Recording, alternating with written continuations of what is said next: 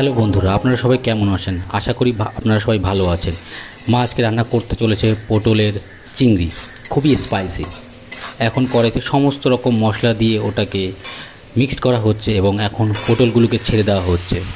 অবশ্যই এই ভিডিওটাকে লাস্ট পর্যন্ত দেখবেন এবং আপনাদের বন্ধুদের সাথে অবশ্যই শেয়ার করবেন। পটলগুলিকে এখন খুব সুন্দর করে নাড়া হচ্ছে যাতে এটা পরিপূর্ণভাবে এটা যাতে সিদ্ধ হয়ে যায়। খুব সুন্দর গন্ধ বেরোচ্ছে।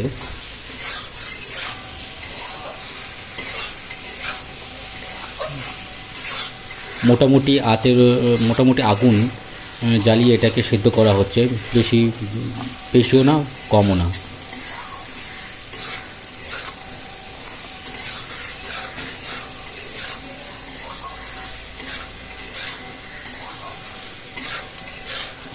খুব সুন্দর করে নেড়ে নেওয়া হচ্ছে যাতে পটলগুলোর সমস্ত জায়গায় মশলাগুলো যাতে লেগে যায়।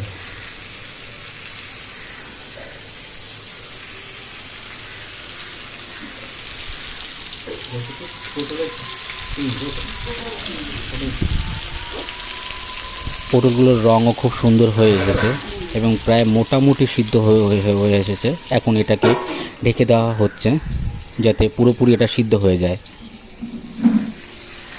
এখন এটাকে উঠিয়ে নিলাম। বাহ, খুব সুন্দর হয়েছে, কালারটাও খুব সুন্দর হয়ে এসেছে।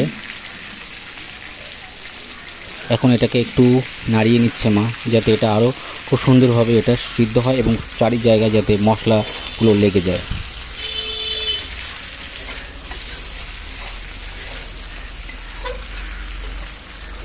খুব সুন্দর মশলার একটা স্পাইসি গন্ধ বেরোচ্ছে এবং দেখতেও খুব সুন্দর লাগছে।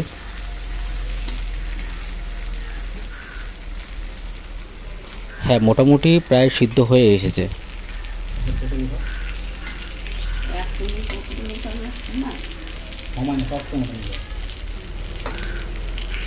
দেখতেও খুব সুন্দর লাগছে, স্পাইসি, কিন্তু এখনও পুরোপুরি এটা সিদ্ধ হয়নি।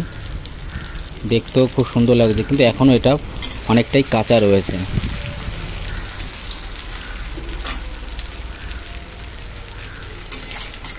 আবার একটু ভালো করে নেড়ে নেবো যাতে ভালো করে সিদ্ধ হয়ে যায়, কিন্তু আঁচটা অতটা মানে বেশি বাড়বেও না বেশি কমবেও না, মিডিয়াম আঁচে এটাকে পাকানো হবে।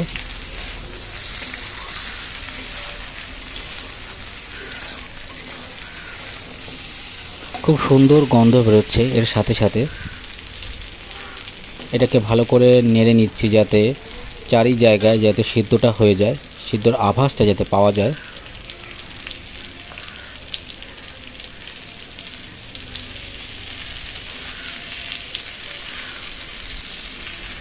দেখতেও খুব সুন্দর লাগছে। জানি না পটল চিংড়ি স্বাদটা কেমন হবে। এখন এটাকে মশলা দিয়ে দিচ্ছি, জিরা মশলা, আদা মশলা সমস্ত কিছু একসাথে বেটে এটাকে এখন দিয়ে দেব।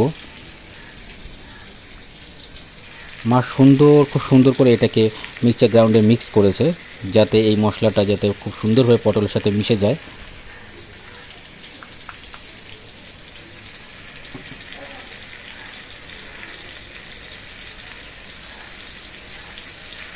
পুরোপুরি মশলাটাকে পরিমাণ মতো আমরা মশলাটাকে পটলের মধ্যে দিয়ে দিলাম।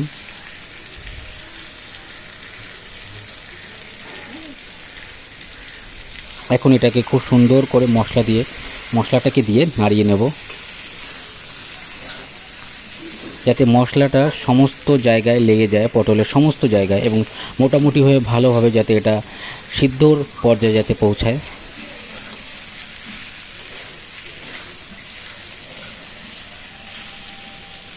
মায়ের হাতে স্পাইসি রান্না খুবই অসাধারণ লাগে। আপনাদের কেমন লাগে অবশ্যই কমেন্ট করে জানাবেন এবং শেয়ার করবেন আপকে दोस्तों के साथ।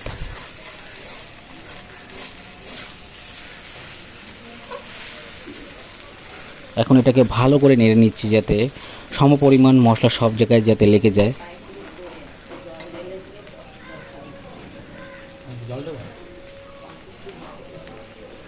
দেখতেও খুব সুন্দর লাগছে এবং এখন থেকেই খুব সুন্দর করে গন্ধ বেরোচ্ছে এবং জলটাও কিছু পরিমাণ ঢেলে নিলাম যাতে সমপরিমাণ ব্যালেন্সটা যাতে থাকে।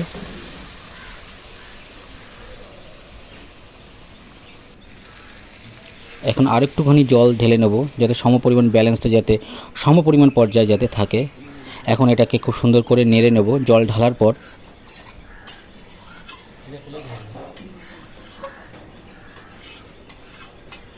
রঙটাও প্রায় গাঢ় হয়ে এসেছে, ঝোলটাও প্রায় গাঢ় হয়ে এসেছে।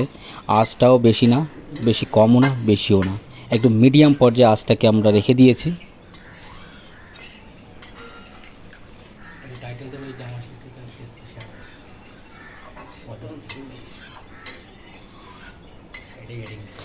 স্পাইসি একটা সুন্দর গন্ধ এখন বার হচ্ছে এই তরকারি থেকে, আপনারা অবশ্যই দেখতে পাচ্ছেন।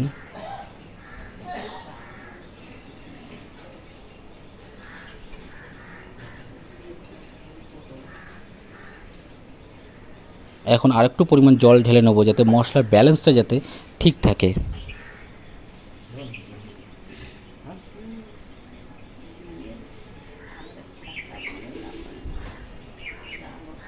দেখেও মোটামুটি গাঢ় হয়ে এসেছে তরকারির ঝোলটা। এখন আমরা সময় এসেছে ভাজা চিংড়িগুলোকে এর মধ্যে ঢেলে দেওয়ার। চিংড়ি মাছগুলোকে একে একে ঢেলে দেবো।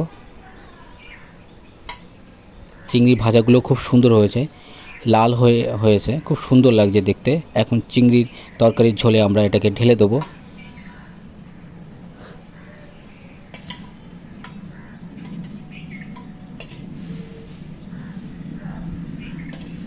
যতটা পরিমাণ দরকার ততটা পরিমাণ চিংড়ি আমরা এই তরকারির মধ্যে ঢেলে দিলাম।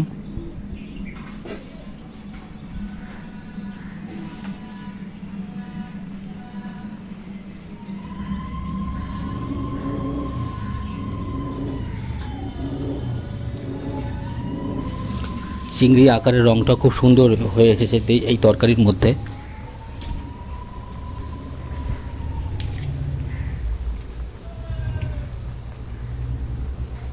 খুব সুন্দর একটা গন্ধ বেরোচ্ছে এই তরকারি থেকে। জলটাও খুব গাঢ় হয়ে এসেছে। এখন এটা মোটামুটি সিদ্ধর পর্যায়ের দিকে যাচ্ছে।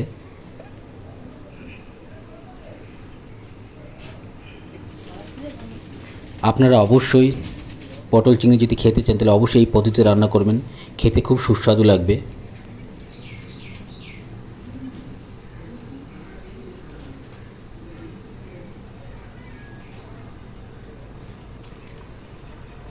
এখন কিছুটা মশলা এইখানে ঢেলে দিলাম সানরাইজের তরফ থেকে। কিছুটা কি বলবো এটাকে, গুঁড়ো মশলা, লাল গুঁড়ো মশলা এইখানে ঢেলে দিলাম রং আনবার জন্য।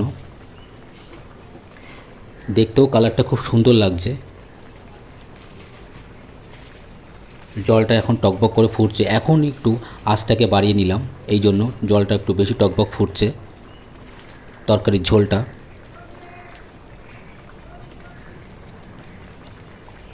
স্পাইসি একটা সুন্দর গন্ধ বেরোচ্ছে। আপনারা অবশ্যই এই পদ্ধতিতে রান্না করবেন, খেতে খুব সুস্বাদু লাগবে। এখন এটাকে ঢাকনাটা উঠিয়ে নিলাম। বাহ, প্রায় 90% হয়ে এসেছে, দেখতে খুব সুন্দর লাগছে এবং তার সাথে সাথে খুব সুন্দর গন্ধও বেরোচ্ছে। আঁচটাকে একটু কমিয়েও নিলাম। এখন এটাকে খুব সুন্দর করে নাড়িয়ে নেব।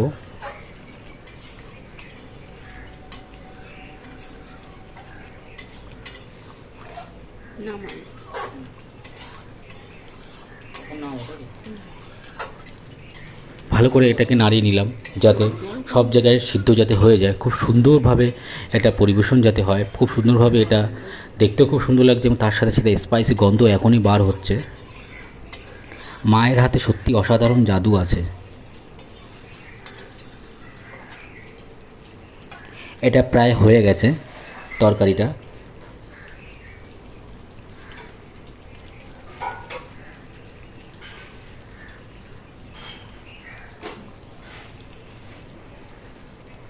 তরকারির ঝোলটাও খুব গাঢ় হয়ে এসেছে, দেখতেও খুব সুন্দর লাগছে।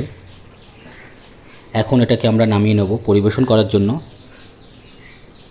খুব সুন্দর স্পাইসি গন্ধ বার হচ্ছে। আপনারা অবশ্যই বাড়িতে এই পদ্ধতিতে রান্না করবেন এবং আপনাদের পরিজনের সাথে এটা পরিবেশন করবেন এবং এই পদ্ধতিতে রান্না করে কেমন লাগে সেটা অবশ্যই আমাদের জানাবেন। ততক্ষণে আপনারা এই চ্যানেলে যুক্ত থাকবেন। নমস্কার।